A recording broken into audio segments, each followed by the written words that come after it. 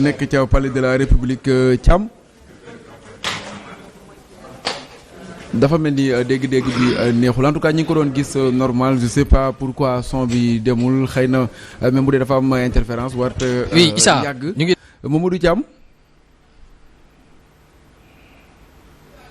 voilà kon ñu daal di wéyal Pape Sané yaa ngi woon ci ñaar ñi nga xam ne ñoom la ñu teg tey ci ay poste stratégique muy intérieur nga xam ne wàllum sécurité daf ko war a gérer waale nekk un général ak justice nga xam ne un procureur qui s'est montré xëy na avant même mais bii aussi wanewaat na ci boppam bu baax a baax mu di ca Cour suprême. Issa, pour la première fois dans l'histoire je vais dévoiler un secret qu'on dit secret d'État mais je vais le dévoiler parce que il faut ci ñaar yooyu nga yokk ci ñett. Le général Birame Diop. Le général Birame Diop, exactement. Oui. Forces armées. Je vais le dire, j'ai jamais voulu le dire, les gens l'ont dit à ma place, ñu mel ni Cheikh Oumar Diagne, ñu mel ni Clédor Roch, mais j'ai jamais voulu en parler. Mais il faut qu'on parle un peu de ces hommes-là, li ñu indil Sénégal. Quand il y a eu justement les événements de mars, le 8 ñu nar a ko Ousmane Sonko war a ji uy ji le doyen des juges. Kii di président Macky Sall à travers le ministère de l'Intérieur def une réquisition pour ñaan wax na soldats yi génn. Général Birame Diop mii moo dem ba palais ne ko y a aucun problème vous êtes le chef suprême des armées les soldats vont sortir. Mais bés bu ñu génnee man général je ne serai plus responsable de tout ce qui pourra advenir. Général Birame Diop boobu moom moo sol ay dàllam. Moussa Fa. dem fële sa section recherche fa ñu fekkee woon Ousmane Sonko. boobu il était quoi. il était chef d'état-major des armées. D'accord. am na ci ñaari nit du bëgguma tudd seen tur. jaru ko. du ma tudd seen tur quoi. mais moom sañ naa tudd turam. parce que peut-être seq naa ko ak moom. moo déplacé wu dem ba fële sa section de recherche wax ak Ousmane. ne ko man je te donne la garantie ni que ëllëg le 8. da ngay ñubbi sa kër. mais dama lay ñaan lenn li lay war a soli mooy que bu manifestation bu dara am parce que bu amee vous nous mettez dans une situation extrêmement difficile.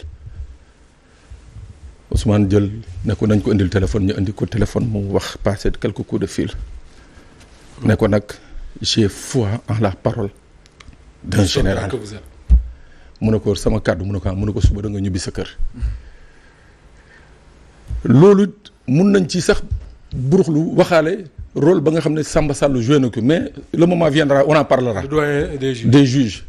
Parce que taxal nañ ko waxal nañ ko mauvais rôle bu nekk mais moom ak Birame Diop bi Moustapha mun naa waat ci alxuraan ne que si la situation a été décantée ñaar ñooñu. ils ont joué un grand rôle gannaaw l'intervention de sëñ Mountakha Mbacké le khalife général des Mourides ak délégation bi mu yónni woon kooku moom nañu jox chef d'état-major général des armées. C'est-à-dire c'est quelqu'un ki nga xam ne qui pouvait moom. général Birame Diop tey jii boo taxawee ci armée bi boo laajee ñu ne la bokk na ci chef d'état-major yi nga xam ne qualité de vie ci armée bi ak le mieux-être dans les armées bokk na ci ñu ko fi indi. il a tout fait pour la troupe. kooku tey moom le président Bassirou Diomaye woo ne ko bàyyi sa poste ambassadeur. ñëwal fii waaw ñëwal fii. nga jiite le ministère des forces armées parce que ñu ngi koy wax fan yi passé je crois comment ministère des forces armées nu mu délicaté. oui on en a parlé voilà tu vois et avant-hier on disait que c'est le domaine réservé du président de la République. Alors tey nga jël quelqu'un du Sénégal nga jox ko mais vraiment c'est le Graal pour les militaires. Parce que ils vont être doublement commandés. Par un général le chef d'état-major et par un général le ministre des forces armées. Donc loolu réeru dafa am. l'autre général bi nga xam ne moom nga défendre ba dem garde à vue. Jean-Baptiste. waaw Jean-Baptiste également je dis. Jean-Baptiste Pape bala ngay def rek deux choses sur Jean-Baptiste. benn bi c'est le capitaine Seydina Oumar Touré qui me l'a raconté. Tout le bien qu'il pensait du général Tine dans les moments les plus difficiles le général Tine a joué un rôle boo xam ne su la ko capitaine Touré waxee da nga naan c'est pas possible il a été comme ils disent un soldat digne de la République. Tout à fait. beneen bi mooy sama benn magu journaliste boo xam ne je veux pas citer son nom parce que santuma ko qui connaît très bien le général Tine il m'a dit une fois le général Tine n'a pratiquement pas d'amis parce que ndax jub. benn xarit rek Abdou Aziz Ndaw yaa ci yàgg. kooku rek.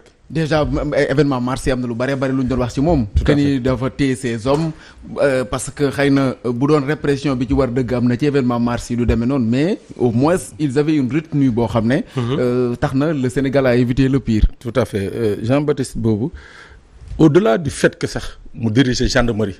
qui est une troupe de police comme ministère de l'intérieur bi mu war a diriger. mais dafa doon ka nga xam ne dafa xam.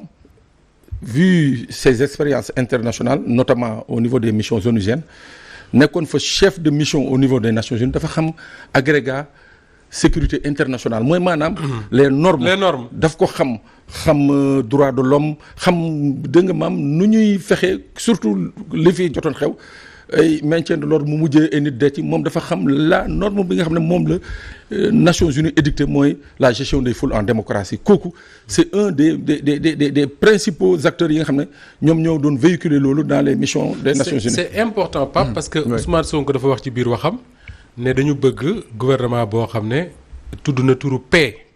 tudd na turu réconciliation. xam nga yooyu boo ko tuddee jël le ministère de l'intérieur dénk ko. un général jël l'armée dénk ko un général da nga ciy gis ne dénk ko ñu ko war a dénk mais da nga ci gis leneen mooy lan mooy li ñu doon wax ne il faudra réformer les forces de défense et de sécurité pour réconcilier leen ak population yi ñii dinañ ci mën dara. xam na lan mooy doxul xam na lan moo doxul merci Issa le fait que général Tine boobu xam les normes internationales en matière de maintien de l'ordre dina tax xëy na d'ici les prochains mois dinañ defal seen les hommes seen homme de troupe bi une formation boo xam ne bu ëllëgatee bu ñu dee wàcc war a jàkkaarloog xale yi pour wala étudiant wala yeneen dans le cadre d'une manifestation dinañ xam nu ñu koy gérer en tout cas de meilleures relations entre ñiy sol tenue ak ñi nga xam ne ñooy sénégalais yi nga xam ne ñoom ils ne demandent qu'à être sécurisés. mais Moustapha et puis quelque chose de bon ñu ngi fàttaliku bii général Jean-Baptiste di nekk haut commandant de la gendarmerie Moustapha ci jamono yooyu nga doon gis ay patrouilles mixtes police gendarmerie ci dëkk bi ñuy liggéey je sais pas ndax yaa ngeen di fàttali loolu donc amoon na benn embryon bi nga xam ne mu ngi ko doon commencer créer ci wàllu sécurité publique xam nga nomination bi jotoon na fi indi problème ministère de l'intérieur et de la sécurité publique sécurité publique boo gisoon ñu yokk ko ci woon mooy maanaam dañu bëggoon jël comme le modèle français jël ñi nga xam ne mooy la gendarmerie mobile nga xam ne ñoom ñooy def intervention yi comme policiers yi maintien de l'ordre et consort lañ leen bëggoon jël dugal leen ci ministère de l'intérieur comme cela a été le cas avant 1962 donc tey jii quelqu'un qui a commandé la gendarmerie ñu indi ko mu commandé le ministère de l'intérieur commandé la police kooku mission pour mu jël ñaari corps yi def ko un corps de sécurité publique très bien day yomb donc Birane Diop aussi côté armée parce que ma nga ONU déjà ci ñuy recruter secrétaire général bu wàllum recrutement ci la nekk ci ONU donc moom xam na bu baax a baax aussi côté armée bi naka lañ war a mën a def ba gën a lutter contre insécurité bi fi nekk ak yenn ci ay jafe-jafe yoo xam ne xëy na ñoom bokk na ci seen i prérogative tout à fait donc loolu mooy ñaari soldats yooyu ki ci des muy Ousmane Diagne procureur de la République. Pape bala ngay pare ci soldats yi rek mooy ni ñu xam nga depuis avant campagne ba léegi.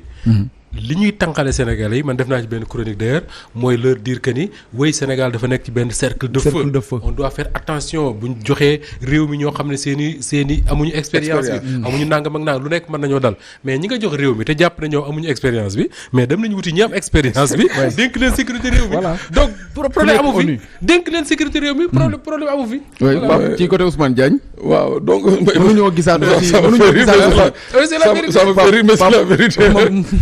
lu waale ci mbir yi rek est-ce que mënuñoo gis une traque aussi Ousmane Diagne procureur qui a donné même plusieurs revers gouvernement bi nga xam ne moo fi génn ñu def ko tey le ministre de la justice amul beneen signe bi muy joxe non gëwuma traque gëwuma traque lañ yóbbu yëpp moom il a pris leur contre-pied waaw non gëwuma traque mais li ma gëm mooy que au moins une chose Issa les magistrats vont recouvrer la plénitude de leurs moyens c'est-à-dire que tey jii jàpp naa avec la présence de Ousmane Diagne à la tête du ministère de la justice magistrat bu bëggul liggéey yooyu yaa bëggul liggéey parce que xam naa ni une chose ak respecter boppam te respecter magistrat yi am na ay intervention sax da nga koy ñaan mu ne la dëgg-dëgg petit frère lii je suis mal à l'aise pour ñaan li ni mel parce que lu li mel mënoo ko ñaan magistrat. Pape dogguma la de Issa.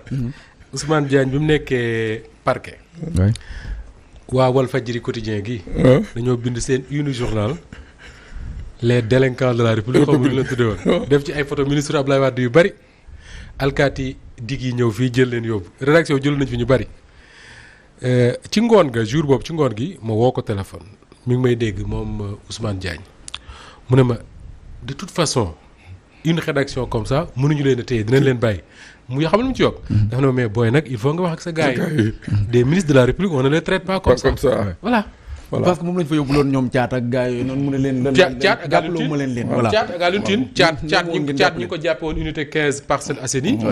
parce que dafa kii woon dafa waxoon kàddu yu jëmee ko ci Abdoulaye Wade yu teggi ne. yu ñàkk a teggin ñu jàpp ko yóbbu commissariat central garde à vue pendant xaw ma ñaata fan bëgg ko defeere au parquet mooy ne bu leen gën sama parquet. parce que j'ai jamais demandé son arrestation. Alioune Tine également c'était à la DIC. Issa ñu rappelé rek très rapidement la liste du gouvernement bala ñuy demaat.